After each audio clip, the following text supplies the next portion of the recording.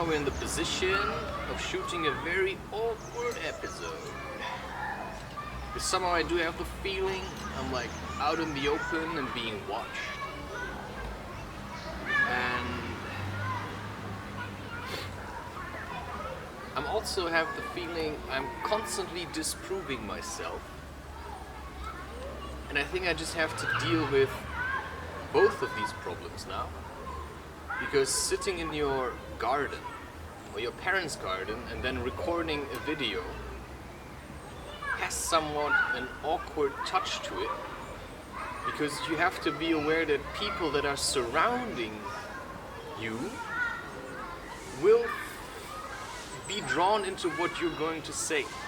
So they might listen in just out of the pure interest of seeing something different than what they usually see. And something or someone I would introduce is Mr. Tree here.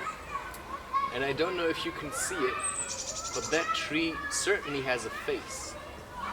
And I would say, like, you can see the nose, like there's also an eye. And most people consider trees as inanimate things that kind of produce fruits and stuff. But trees actually have a consciousness, a conscience. And trees are conscious, and you can actually communicate with them. Of course, you don't go to a tree and say, how are you doing? But you might do that. From what I know is that trees are somewhat slower than humans, and it might be that what's this guy's name? Tolkien, that he actually knew some of these things when he wrote the Lord of the Rings series, because I believe it's quite well researched in certain terms, and there are quite a few messages and deeper wisdom that you have to reflect and think a lot in order to get to that. And that's why I believe there are some books, such as the Lord of the Rings, which are quite insightful. And I believe then there are other books like Harry Potter, which is like barely scraping the surface, and maybe also that's why it's so popular.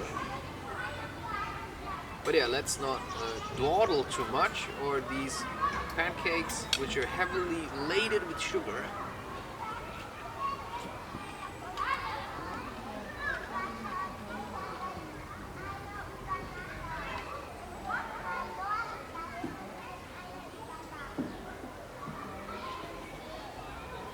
So yeah, but as usual, whatever you're trying to do, when it's new, people are going to look at it, and then they're going to say, well, it's kind of weird what you're doing here. And you might think it's, really awesome, but from the outside it just looks weird. And you just have to learn to live with that. And I have walked, and I'm going to say that again because apparently it's highly relevant, because I'm saying it and therefore it must be relevant.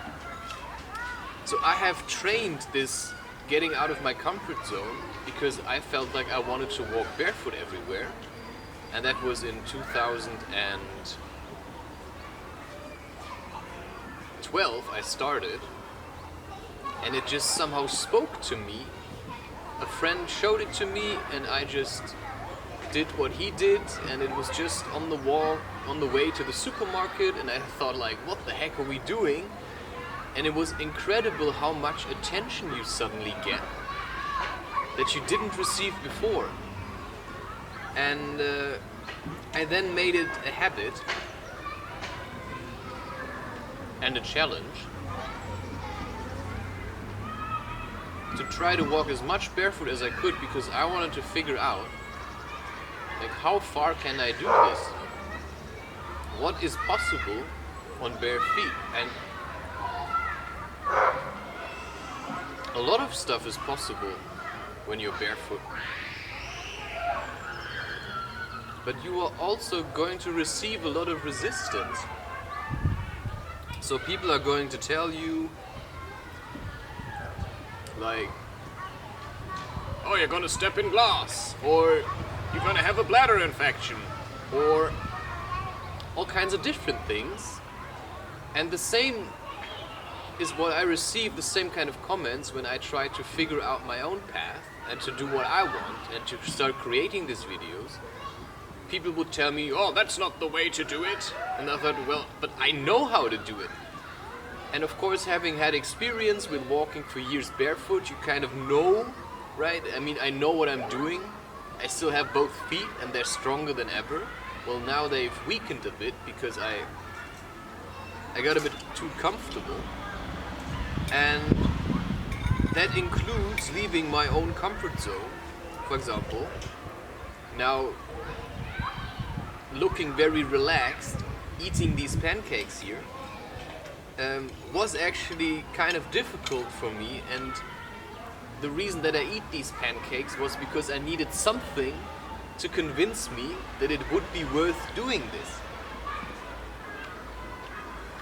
What I did not think of was bringing a pillow, which would have added a bit more comfort, but I somehow had this scene in my head. You know, I wanted to sit here and do a recording. And every time I looked outside, I felt like, nah, I'd rather stay inside. And that's exactly when you actually should go outside. When this voice is telling you, oh, it's so comfortable on the inside, then you should go outside every time. But yeah, I'm also struggling with this. So as much as I know this, the comfort zone is something that gets me every time. Like drinking coffee is comfortable because you just press a button and you get a feeling that you might also receive from going for a run. And the comfort zone is also what makes you use psychedelics over and over again instead of just working for that. And when you work for it, you're suddenly not an addict anymore. You know, I'm still working on that, but you know, at least I think sugar is better than other things because I still have to do a lot, right?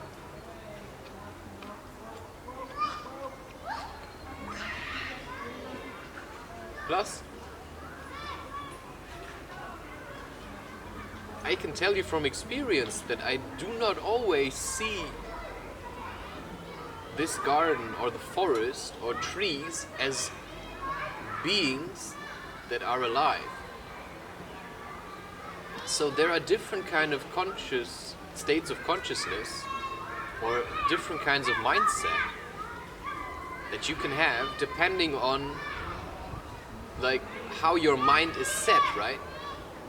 What direction. And during the time where I was a lot in this kind of hatred and resentment and anger, I just hated everything. So I would hate the tree, and I would hate my feet, and I would hate comfort, but I also would hate going outside.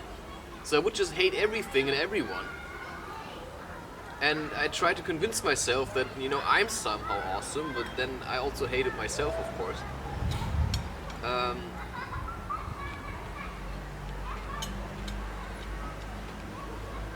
I don't want these to get too long, so I'm just gonna pause it.